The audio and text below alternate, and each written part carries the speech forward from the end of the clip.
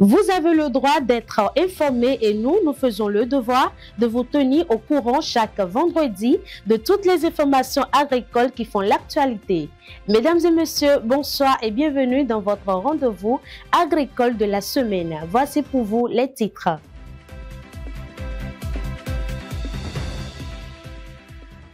La culture du soja est rentable mais exigeante qui demande beaucoup de soins. Dans ce journal, nous vous présenterons quelques bonnes pratiques pour une bonne production du soja. L'objectif d'atteindre 1 million de tonnes de riz demeure une ambition toujours d'actualité. Mais quelle est la part de responsabilité du Conseil de concertation des riziculteurs du Bénin dans cette dynamique? Et surtout, cet objectif peut-il devenir une réalité selon mise sur les techniques de production biologique? Le président du CCRB apportera des éclaircissements à ce sujet dans ce journal.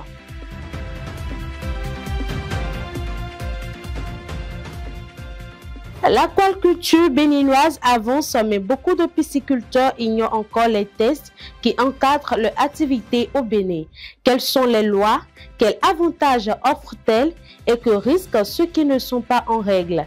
Des éléments de réponse dans le dossier de ce vendredi.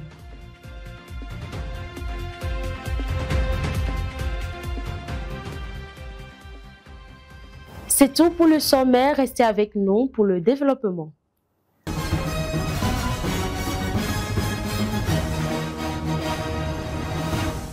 Comme il est de coutume chez nous, consultons d'abord les nouvelles météorologiques de demain dans quelques villes qu'annonce la météo demain sur Cotonou et Porto Novo.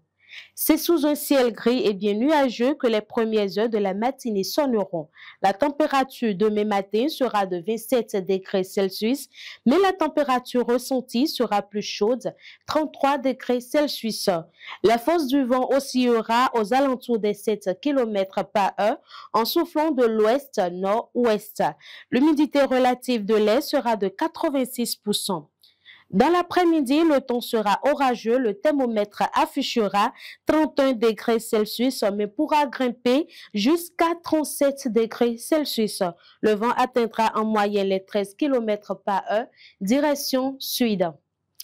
À Porto Novo, demain matin, il y aura des nuages sans conséquence. La température sera de 28 degrés Celsius et plus chaude à 33 degrés Celsius. Le vent soufflera à 7 km par heure en direction ouest. L'humidité relative de l'air sera de 84%. Par contre, dans l'après-midi, il y a une forte possibilité de pluie. La température atteindra 30 degrés Celsius, mais élevée à 36 degrés Celsius. Le vent devrait atteindre en moyenne les 11 km par heure direction sud. Les travaux de l'atelier scientifique national du cycle de gestion de la recherche agricole au Bénin ont pris fin ce vendredi 7 novembre 2025. Cet atelier a été placé sous le thème La recherche agricole comme un instrument de développement économique social au Bénin. Il faut noter que les travaux ont démarré depuis le mercredi 5 novembre dernier sous la présidence du ministre de l'Agriculture, de l'Élevage et de la Pêche, Gaston Kossi-Dossouri. Le soja s'impose aujourd'hui comme une culture à fort potentiel économique, mais aussi comme l'une des cultures exigeantes. De la qualité du sol au choix des semences, chaque étape compte pour espérer un bon rendement. Quelles sont alors les bonnes pratiques de culture et de conservation à adopter pour en tirer le meilleur profit? Chikinat Adiaro, Pierrot Dedila, avec la signature vocale de Villon Justin Adandé. Comme plusieurs autres cultures maraîchères, la culture du soja requiert une attention particulière en raison de sa grande sensibilité. Du choix du sol à la qualité des semences, chaque étape compte pour garantir un bon rendement. Le soja est une espèce végétale qui n'aime pas trop de l'eau. Ça n'aime pas trop de l'eau, donc le sol doit être un sol fertile et argilo-limoneux. Et parce que quand c'est trop argileux, ça ne lui donne pas, ça fait l'enracinement un peu difficile parce que c'est trop compact. Si sa production s'avère hautement rentable, elle existe toutefois une technique de culture rigoureuse, dynamique et bien organisée. après, ça va choisir le sol, le site et le sol, parce que les deux vont de pair. Et vous allez faire le nettoyage, mise au propre de la parcelle et vous approvisionnez en matière de, de la semence certifiée ou bien semence de base. Bon, je ne sais pas de quelle. Si c'est les cultures destinées à la consommation, là, vous allez choisir la semence certifiée et vous achetez, vous faites le tri, vous faites un test de germination en amont et vous faites le labour. Vous laissez le labour frappé par une pluie qui va compacter le sol avant que vous ne semez, sinon le taux de germination va diminuer. Parce que vous faites ça, vous allez semer. Et l'interligne, si c'est labour à plat avec un tracteur, vous faites l'interligne 0,50 et interpoqué 0,20, 2 grains par poquet. Mais si c'est les billons, vous pouvez faire l'interligne 0,80 et interpoqué 0,20, 2 grains par poquet. Donc, après cela, il faut l'entretien.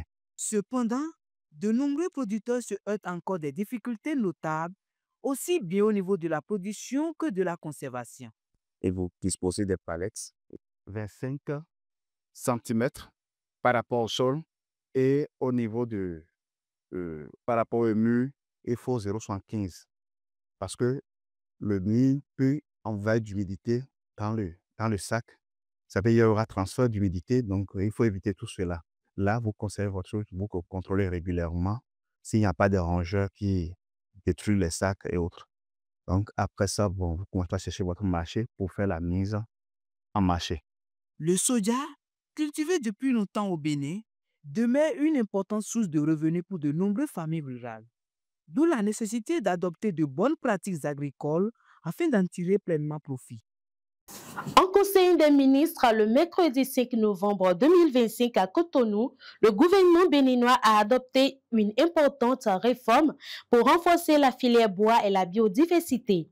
Le gouvernement a décidé de créer la Société de développement forestier, SODEF SA, et de proposer un code unique des forêts et de la faune afin d'assurer une gestion durable et cohérente des ressources naturelles. Toujours en Conseil des ministres, le gouvernement hâte par décret l'institutionnalisation des pôles économiques régionaux d'industrie légère et d'agro-industrie. La décision s'inscrit dans le cadre du prolongement de la création de la zone économique spéciale de Glodjibé, GDIZ, et celle de Semepoji et de Ketou. Je l'annonçais en titre, l'objectif d'atteindre 1 million de tonnes de riz demeure une ambition toujours d'actualité. Mais quelle est la part de responsabilité du Conseil de concertation des riziculteurs du Bénin dans cette dynamique et surtout, cet objectif peut-il devenir une réalité selon mise sur les techniques de production biologique? Le président du CCRB au micro de Jean-Baptiste Rontonou apporte des éclaircissements sur la question. Le CCRB ne fait que vraiment se rimer aux activités du PAG. Parce qu'aujourd'hui, la question de l'ambition de production d'1 million de tonnes de paddy, le CCRB doit en principe contribuer tout au moins à 80% à l'atteinte de ces objectifs. Je dis 80% puisque ce n'est pas tous les riziculteurs qui sont rangés dans le réseau CCRB. Mais le CCRB, avec son caractère fédérateur sur le plan national, doit tout au moins contribuer à 80% à l'atteinte de l'objectif. Toujours avec le président, le CCRB, tout en poursuivant les objectifs de rendement fixés, ne néglige pas l'approche agroécologique. L'organisation forme en effet les producteurs sur les différentes méthodes de compostage et de gestion durable des sols dans le but d'améliorer la productivité tout en préservant l'environnement. Suivez. Le riz qui serait vraiment produit dans ce dispositif avec les composts aura vraiment un plus-value en termes de coûts de production et en termes de de qualité organoleptique et sanitaire. Donc du coup, ce riz qui serait produit vraiment dans ce dispositif, nous allons travailler pour que ce soit vraiment connu et avoir un coût, un prix particulier par rapport au riz produit de façon conventionnelle. Donc les tout jumelés et ceux-ci mis dans le panier peuvent nous accompagner à atteindre l'objectif de production d'1 million de tonnes tel que nous sommes en train de le dire, en sériant bien sûr les calibres de riz que nous produisons. 2 textes de loi, un décret et 2 arrêtés encadrent la politique de l'aquaculture au Bénin. Mais sur le terrain, nombreux sont les pisciculteurs qui n'en ont pas connaissance. Pourtant, ces tests leur offrent plusieurs avantages, mais aussi des sanctions pour ceux qui ne s'y conforment pas. Villon Justin Adondé et Pierrot Dedila, reportage.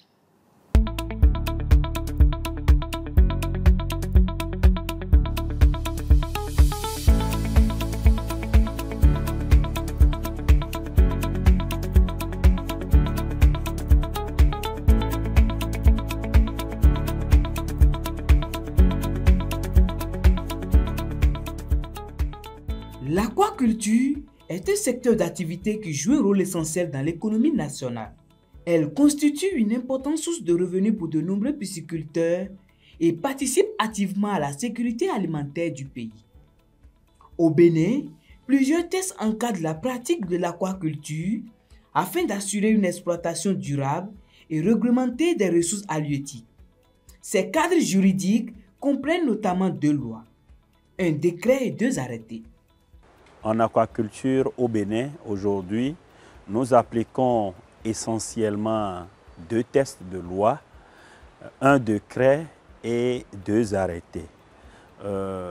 La première loi est la loi 2014-19 du 7 août 2014 relative à la pêche et à l'aquaculture en République du Bénin. Pour ce qui concerne ce texte de loi, elle dispose que tout pisciculteur, que ce soit producteur d'alevins, producteur d'aliments, mais également de poissons marchands destinés à la commercialisation, doit recourir à une autorisation préalable du directeur en charge de l'aquaculture avant de procéder à l'installation de ces infrastructures et à produire. C'est essentiellement ça. Les tests d'application de cette loi ont précisé les pièces et les informations que le requérant doit fournir à l'administration en charge de l'aquaculture pour que son dossier soit traité. Également, il faut dire que ces tests parlent des normes d'exploitation. Une fois qu'il a l'autorisation, quelles sont les dispositions, les mesures qu'il doit prendre afin d'assurer une production de qualité et également d'assurer la gestion durable des ressources aquacoles en République du Bénin. Ces textes de loi demeurent largement méconnus des pisciculteurs. Le diagnostic réalisé par la direction du renforcement de capacité des acteurs a montré que la plupart des acteurs ne connaissent pas les tests qui sont appliqués, qui sont applicables dans leur domaine d'activité. Nous naviguons sans boussole parce que ces lois-là représentent quand même la boussole, la base sur laquelle nous devons entreprendre dans ce secteur-là, ce que nous ignorons souvent. Ça fait un bon moment que je mène cette activité. Je dois vous affirmer qu'il y a beaucoup de tests que j'ignorais. Par ailleurs, ces dispositions constituent de véritables armes juridiques et économiques offrant une large gamme d'opportunités aux acteurs du secteur. Ces tests offrent une large possibilité d'opportunités à ces acteurs et protègent non seulement les acteurs, protègent l'activité elle-même et protègent les acteurs qui exercent dans cette filière-là. Ces lois-là, d'abord, sont conçues pour nous protéger et pour nous permettre nous-mêmes de ne pas nous perdre et de pouvoir participer réellement au développement du secteur que nous avons choisi. Et d'abord, participer à notre propre développement. Ne pas se conformer à ces exigences légales peut toutefois exposer certains exploitants à des conséquences négatives, sanctions administratives, suspension d'activité ou encore perte de certains avantages liés à la profession. L'État ne peut pas mettre ses ressources auprès d'un producteur qui n'est pas en règle. Donc, d'ici là, nous allons travailler rien qu'avec ceux qui sont en règle vis-à-vis de la réglementation. Et la loi a également prévu les sanctions pour ceux qui ne respectent donc pas cette loi-là. Mais la loi même a déjà dit, si vous n'êtes pas en règle, vous ne pouvez pas exercer. Vous risquez de connaître la fermeture de votre exploitation avec des sanctions à la clé. Alors que si vous êtes en règle, vous pouvez donc collaborer aisément avec la TDA et toutes les autres structures qui interviennent dans le développement de l'aquaculture et bénéficient également de nos appuis. Les acteurs du secteur aquacole sont donc invités à se mettre à jour et à mieux s'approprier le cadre réglementaire en vigueur. Je lance un appel pressant à l'ensemble des aquaculteurs pour qu'ils s'imprègnent du contenu des tests et qu'ils prennent les dispositions pour se mettre à jour pour ceux qui ont déjà commencé et pour les débutants de prendre les dispositions en vue d'être en règle vis-à-vis de la législation. J'appelle tout un chacun de nous, c'est-à-dire nous producteurs dans le domaine de nous rapprocher de cette législation-là, de pouvoir l'assimiler et de les mettre en pratique afin de participer au développement de ce secteur-là.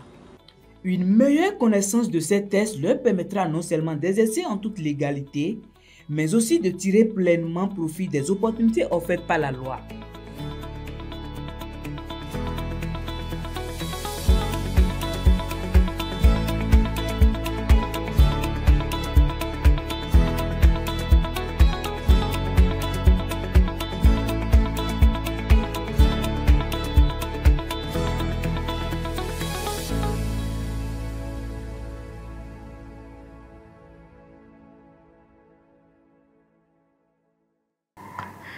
Dakar accueillera du 11 au 13 novembre 2025 la 15e édition du Forum mondial pour les services de conseil rural.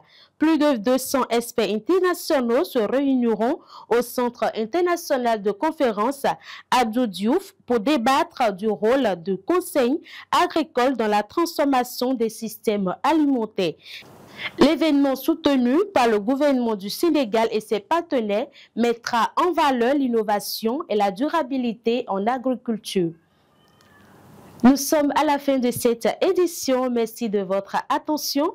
Prenez soin de vous et excellent week-end et à la semaine prochaine pour d'autres nouvelles agricoles toujours sur votre chaîne Le Rural Béni TV.